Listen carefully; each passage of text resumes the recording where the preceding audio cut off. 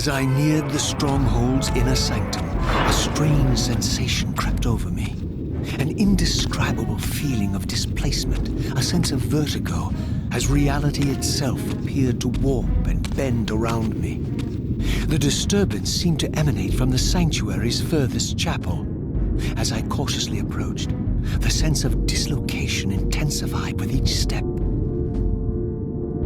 So this was the tomb of the beloved King William the Just, beatified here as the martyr and catalyst of Mobius's crusade. I was reminded of Kain's journey as a fledgling vampire, how Mobius coerced him to travel back in history and assassinate William, thus igniting a genocidal hatred of vampires among the citizens of Nosgoth. And here I discovered the source of the displacement. The Soul Reaver itself, laid out like a holy relic, and broken, apparently in the battle between William and Kain. I had not thought such a thing was possible, until, of course, Kain shattered the blade against me when he tried to strike me down. Thus, the captive spirit inhabiting the Reaver was released, and binding itself to me, became my symbiotic weapon.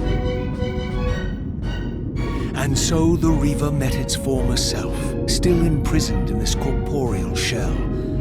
I watched, mesmerized, as the Wraith blade uncoiled itself and snaked down the length of the physical blade. Embracing its twin, its mirror self, the Reaver's long-dormant spirit was now fully aroused. And for the first time, I felt the true presence of this other entity, willful, ravenous, and deranged from thousands of years of imprisonment. The Reaver was now in command, and I, now merely its helpless host, felt my soul being leached to restore the blade. But the Reaver knew better than to destroy its host, and just as I neared the brink of oblivion, the blade released its hold on me. As I recovered, I realized we were now bound together in a fragile alliance. The Reaver no longer merely my symbiotic weapon, but a sentient parasite competing for control. What have you done to me, Mobius? Is this your trap? How mine? Don't forget it was Kain who led you here, not I. While you curse me, the only soul in Nosgoth ready to guide and assist you, Kain laughs at our folly and revels in your dismay. These blades, now coiled in sinister embrace, have inspired terror in the hearts of creatures far more durable than you, old man. Bound together as they are, I can only imagine what they could do to your soul's fragile shell. Raziel, I beg you to stay your hand. This was none of my doing. I have sought only to aid you in your righteous quest. Why, you're trembling, Mobius. Has your confidence abandoned you? You seem to have made a fatal error by leaving your precious staff behind. Is that where all your courage comes from? Listen to me, Raziel. You don't know what you're doing. I have taken an enormous risk by appearing here before you, so defenseless, yet eager to prove my good intentions. If there's anything left of the Seraphim in you, you won't do this. While you threaten me, your true enemy eludes you. Don't concern yourself with Kain, old man. He'll join you in hell soon enough. As you said, death comes for us all. Yes, the wheel of fate demands it. What did you say? The wheel of fate. The inexorable cycle of death and rebirth to which all men are compelled. We serve the same God, Raziel. To strike me down would be striking God's own attendant. And I don't believe even you would take that risk. I tire of your games, Mobius. Now that I know you fear me, I needn't concern myself with you. Kain is waiting for me. Go then, Raziel. Seek Kain out and destroy him in the name of the one God we both serve. You, who were once a Seraphim priest, murdered, profaned, destroyed, and reborn again from his mercy. You are now most powerfully equipped to be his agent, his instrument of restoration and retribution. My own vengeance is motivation enough.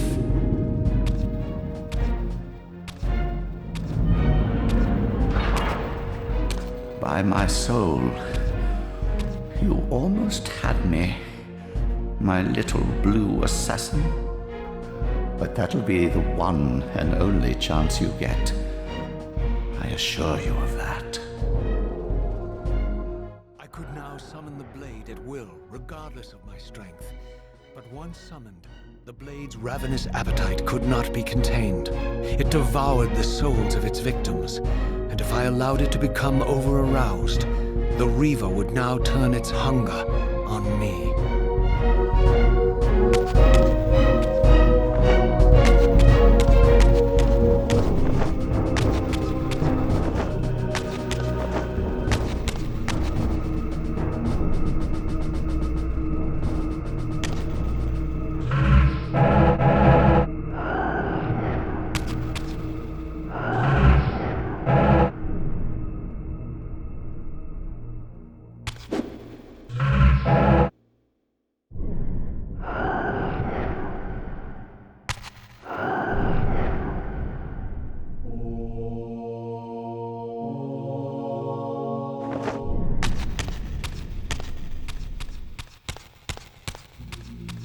So this was the legendary Janos Audron, reputed to have been the most ancient and diabolical vampire to have ever existed.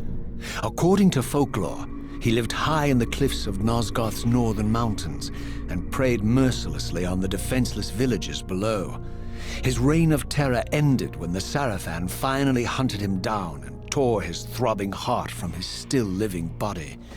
This relic came to be known as the Heart of Darkness, and was supposedly imbued with the power to restore vampiric unlife.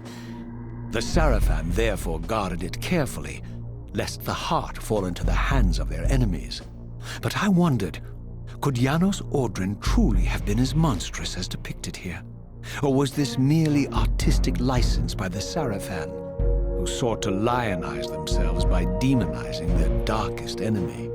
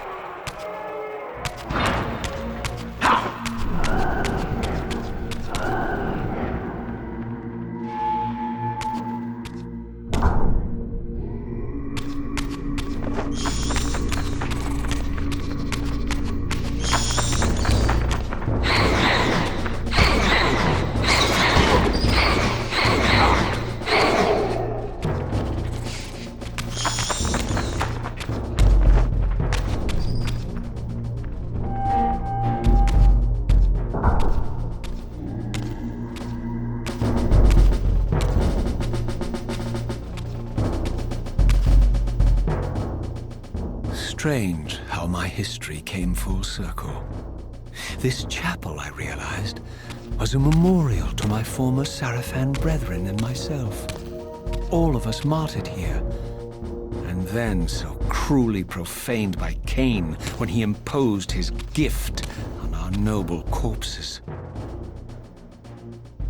For the first time, I beheld the image of my Sarafan self, memorialized here among my fallen comrades. It tortured me to see how noble and pure I had been, and what a vile phantasm I had become. And a profound sense of injury, of loss and betrayal welled up in me, so overwhelming I could barely contain it. All I wanted at this moment was to find Kain and destroy him.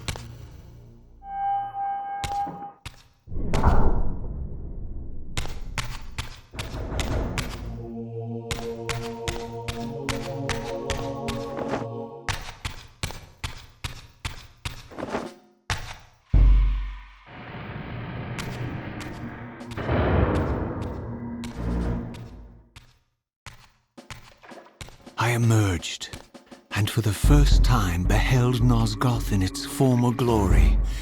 The land overflowed with abundant life and vitality, and I knew with certainty then that the world I had left behind was nothing more than the corpse of Nosgoth, a lifeless husk bled dry by the corruption of Kain's parasitic empire. This was the fragile world Kain sacrificed to preserve his own petty life and ambition, heedless of the profound cost. The sight only deepened my resolve. I sensed that the pillars lay to the northwest. If Kain truly waited to confront me there, I would not disappoint him.